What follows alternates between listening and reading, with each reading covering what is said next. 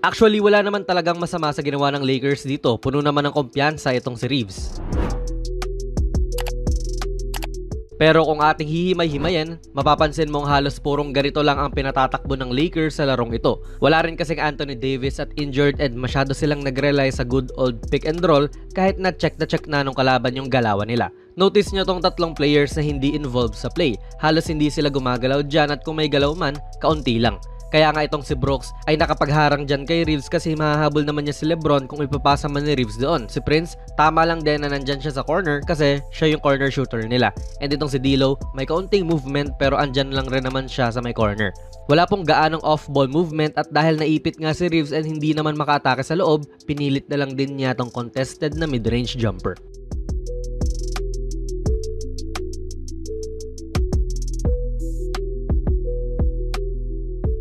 Dito may kaunting improvement naman sa pick and roll play nila. Habang ginagawa nga po yan ni Rui at D'Lo, si Christie ay nagbibigay din ng screen dito kay Reddish. Pero wala naman ding nangyari.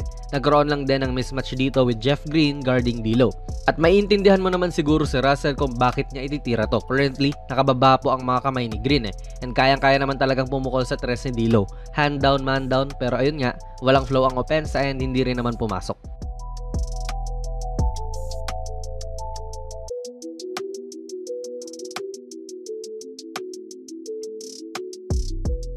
Sina D'Lo at Reeves mga idol ang mga primary ball handler ng LA besides LeBron. Tiwala si coach sa kanila pero 6-footer lang po itong tumatao kay Rui ngayon. Pwedeng ibigay nila yan kagad kay Rui tapos bubulihin na lang ni Rui itong si VanVleet. Pero pinili nila na ipaswitch pa si VanVleet doon kay Reeves ngayon mas okay na matchup na to para kay VanVleet.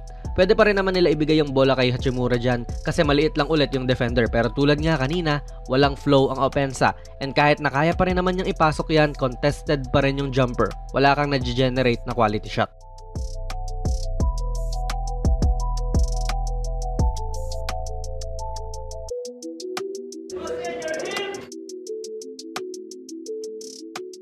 Ang daming nakatayo lang talaga. Itong sina LeBron, Rui at Reddish ay tila hindi umaalis sa pwesto nila rito. Masyadong predictable. Once mabantayan mo na itong ball handler ng maayos, wala na. And yung mga defender nung tatlong nakatayo ay waiting lang din para bantayan sila. Unless na lang si Steph Curry ito, good defense pa rin sa kalaban.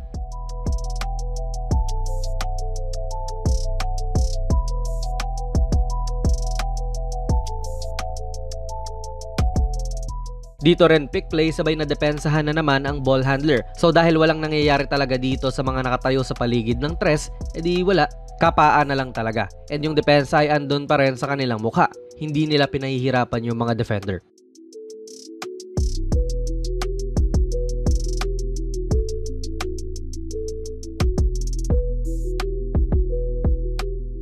Pansin nyo mga idol na kanina pa laging napapatigil si D'Lo at Reeves dito sa area na ito? Wala masikip din kasi at yung depensa ay natututukan sila kaya hindi rin makaatake.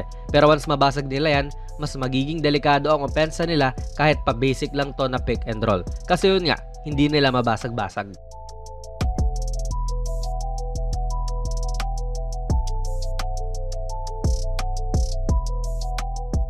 May kaibahan yan kapag si LeBron yung nagdadala ng bola since malaki nga siya, sabay ang lakas nga ng pangangatuan kumpara mo syempre kina D'Lo at Reeves. And syempre, dahil din parating nagdadrive tong si LeBron, mas nagbaback up itong si Şengün. Kaya rin mga idol, maganda yung laro ng Lakers parati kapag nasa court si LeBron. Except syempre sa larong ito kasi effective pa rin siya sa mga ganyang drives na kahit simpleng pick and roll play lang, mag-aalala pa rin talaga ang depensa.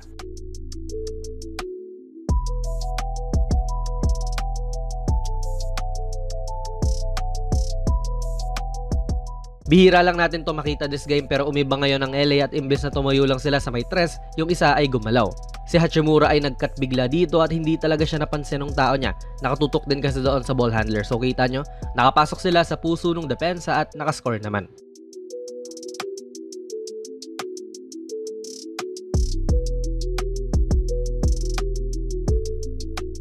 Wala namang masama mga idol sa pick and roll play kasi buong liga naman ay ginagamit yan, pero itong Lakers kasi ay masyado nang nagiging predictable sa ganyan at kung hindi po makaka-create yung ball handler, wala na. patay na ang opensa kasi wala namang off-ball movement gaano. Pwede mo ibigay yung bola kay LeBron parate pero malalaspag naman siya kung ganon. Kaya nga pasundot-sundot lang yung mga pick play niya eh. So kung patuloy pa rin ang Lakers sa ganyang opensa, sa tingin ko ang solusyon nila more off-ball movement, pati maging mas agresibo pa sina Reeves at D'Lo na makapasok sa loob. Huwag mag-settle sa mga mid-range na tira. Agree ba kayo dito mga idol? Ilagay nyo lang po ang inyong mga komento sa ating comment section down below. Kung nagustuhan nyo po ang ating video ay pipindot na lang idol ng like button, mag-subscribe ka na rin sa ating channel at ako nga pala si Jonas PB, and as always, hanggang sa muli.